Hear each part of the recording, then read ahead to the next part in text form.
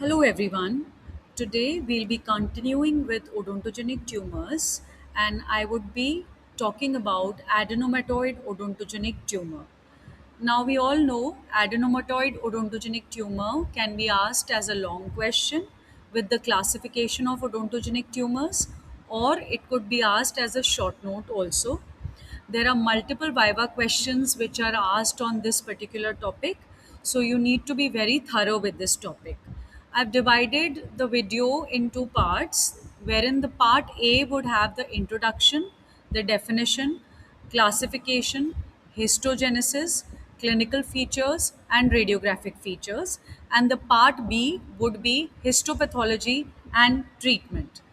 So, before I begin the lecture, I just want to say that if you like my videos, if you understand the topic very well, and if it helps you get better marks, please do support us, do like our videos, do share the channel with everybody, and this makes us motivated to create more videos. So if you'll help us, we would be able to generate more videos and post it as soon as possible.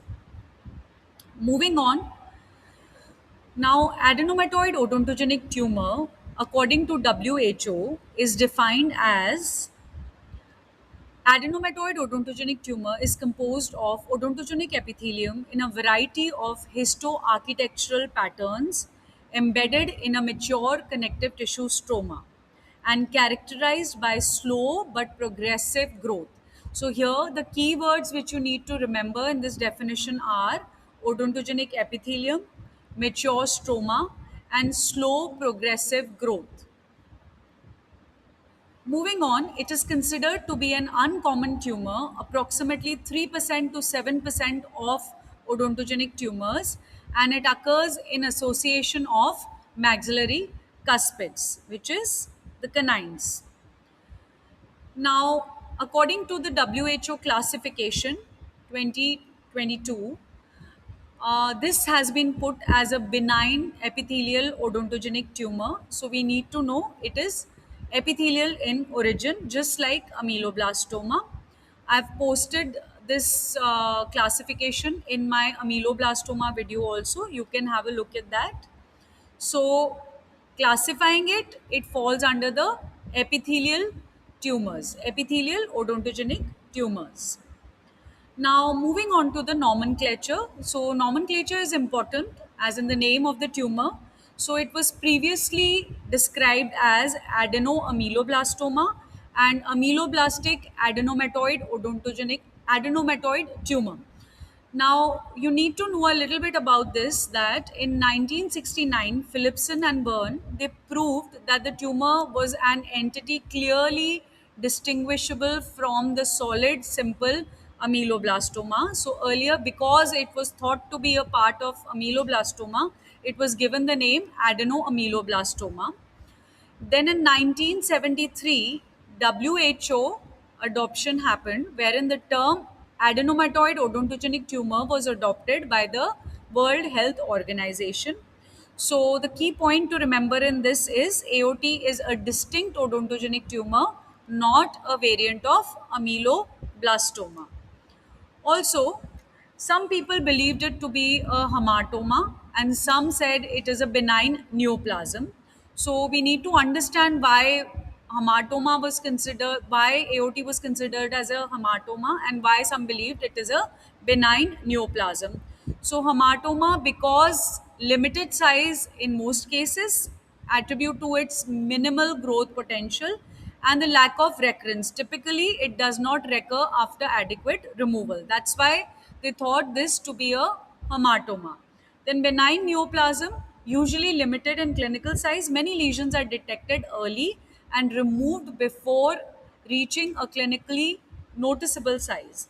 Now, greater deviation from normal odontogenic tissue, microscopic features show a greater degree of architectural and cellular deviation from the normal odontogenic apparatus. So, it was believed to be a benign neoplasm. Moving on, also AOT is called as two-third tumor. Now, this is a very, very important Viva question.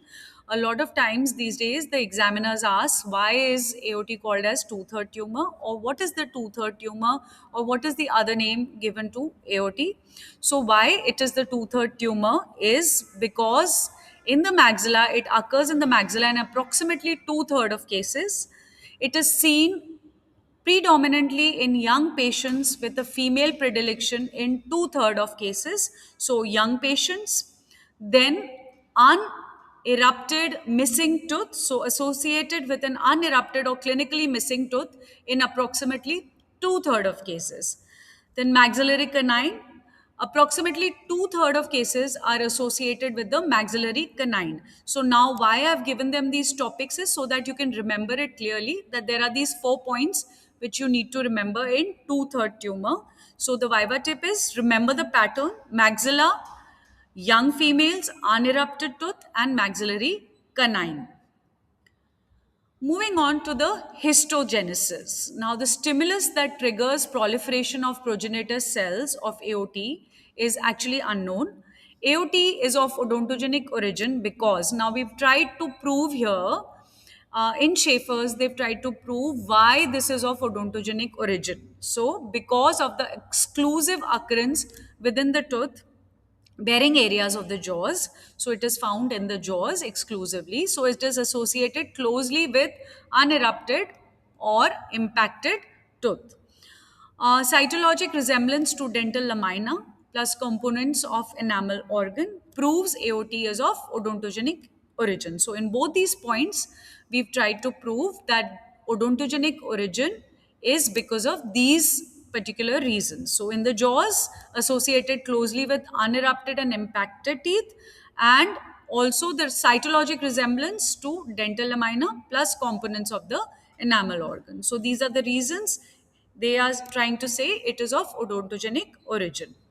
Now, moving on to the clinical features, age mean approximately is 18 years. The range is 5 to 53 years. 73% of the patients under 20 years of age are affected. Sex, females is more than males, 64% of females. In jaws, maxilla is more affected than mandible. Maxilla approximately 65%. Anterior jaw is more affected as compared to the posterior, 76% anterior to cuspid in both jaws, that is canine. 74% of cases, tumors are associated with unerupted tooth, of which two-thirds of the cases of the tooth was maxillary or mandibular cuspids. Size is 1.5 to 3 centimeters, although large lesions exceeding 7 centimeters have been reported. Most lesions are asymptomatic and may be discovered incidentally. A clinically evident swelling may be present, particularly with larger lesions. So, here in this picture, you can appreciate that as compared to the mandible, maxilla is more affected. As compared to the premolar and molar areas, cuspids and areas in the anterior area are more prominent. So, canine to the central incisors, this area is more prominent. It is diagnosed during routine radiographic examination or when radiographs are taken to determine the cause of a tooth's eruption. So, generally, it is found incidentally. For example, if a patient says that the tooth is not erupting, he goes in for a radiograph, and when the x ray is taken, at that time it could be reported. A high percentage are associated with unerupted teeth and may present as dentigerous cyst, because we know dentigerous cysts are also associated with impacted teeth. So a high percentage are associated with unerupted teeth in AOT also. So we can get a little confused. This suggests relation to some late disturbance in odontogenesis after odontogenesis is complete. AOT occurs in jaw bones and in gingiva. So you need to put this down as the clinical feature. Now the differential diagnosis: central odontogenic cysts and tumors, benign fibro-osseous lesions, and benign mesenchymal neoplasms. Differential diagnosis for gingival lesions gets very difficult. Now, according to the recent literature, there are a few variants which are follicular, extrafollicular, and peripheral. So you can keep a note of this. You can take a screenshot and you can put down all of this in your answer. This is important. It can also be asked to you in Viva. Moving on to the explanation of follicular, extrafollicular, and peripheral. Now you can appreciate the picture on the right hand side wherein F stands for follicular, and you can note here there is this canine it is associated with, and the radiolucency is extending around the crown area as well as the root is being involved. And if it were dentigerous cyst, then it would stop here at the cemento enamel junction, but it is moving further and it is involving the root also. So it is also called as enveloping type of odontogenic adenomatoid odontogenic tumor. Sorry. Radiolucency surrounds the crown of an unerupted tooth and may extend beyond the cemento enamel junction to include part of the root. So this is a very, very important point. Follicular type, you can note the picture. Extrafollicular, no tooth relation. So here E1 stands for extrafollicular, wherein there is no tooth which is involved here. A well defined lesion with no apparent relation to tooth structures may occur with an erupted or unerupted tooth. So, classified by the relationship of the radiolucency to teeth and surrounding bone. So, this classification is basically based on this. Moving on to the next few patterns, which are the E2, E3, and E4 and P type.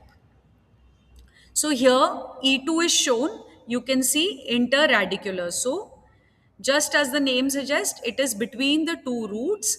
Adjacent roots diverge apically. So there is divergence which is caused by this, and it can mimic a globulomaxillary cyst. So again, very, very important Viva question. If radicularly it is placed, then it can mimic globulomaxillary cyst. Moving on to the apical or the superimposed one. So you can appreciate that here as E3, superimposed over a root at the apex level. It can mimic a radicular cyst. So very, very important differential diagnosis. Now there is this E4 one, which is again mid root superimposed over the root at the mid root level. So this you need to understand properly. Now there is this peripheral one, also called as the epulis, soft tissue variant with light erosion or saucerization of the underlying alveolar bone or crest. So saucer like appearance it forms of the bone. So this is the peripheral one which we are going to find in the soft tissue, just like peripheral ameloblastoma. Peripheral lesions, it is painless, gingival colored mass, 1 to 1.5 centimeters in diameter, 10 times in the maxillary gingiva than in the mandibular gingiva. And again, females are affected more than males. Moving on to the radiographic features of AOT. Now, the central AOTs, they are well demarcated, almost always unilocular radiolucency that exhibits a smooth corticated, sometimes sclerotic border. So, unilocular radiolucency, RL stands for radiolucency here. So, unilocular is important, you need to know. Most lesions pericoronal or juxtacoronal, but radiolucency may extend apically beyond the cemento enamel junction on at least one side of the root, which I've explained earlier in your follicular type with the help of the diagram. Rare multilocular cases have been reported, and a scallop border is observed occasionally, 1 to 3 centimeter in greatest diameter. Some cases, radio-opaque foci in radiolucent lesions can be seen. Now, this is a very, very important Viva question also, that you could see radio-opaque foci in radiolucent lesions. So, some of them describe it as snowflake appearance. Divergence of roots and displacement of teeth occurs most frequently than root resorption, which is less common. So, again, divergence of root, I have explained you with the help of the diagram earlier. Orbital and maxillary sinus encroachment have been reported. Gingival lesions cause slight erosion of the underlying alveolar bone cortex which again I have explained you with the help of a diagram that it causes saucerization. Now, this is a picture. Here you can appreciate its relationship to an unerupted tooth. Here, this is your odontogenic tumor. Here you can see divergence of root. Here again, an impacted tooth. You can see how it is a well-defined pericoronal radiolucency enveloping the maxillary right first by bicuspid, and note the snowflake calcification. Here again you can see odontogenic tumor. So this was all about the part 1 of adenomatoid odontogenic tumor. If you like our efforts, please do support us. It definitely encourages us to make more videos. Thank you.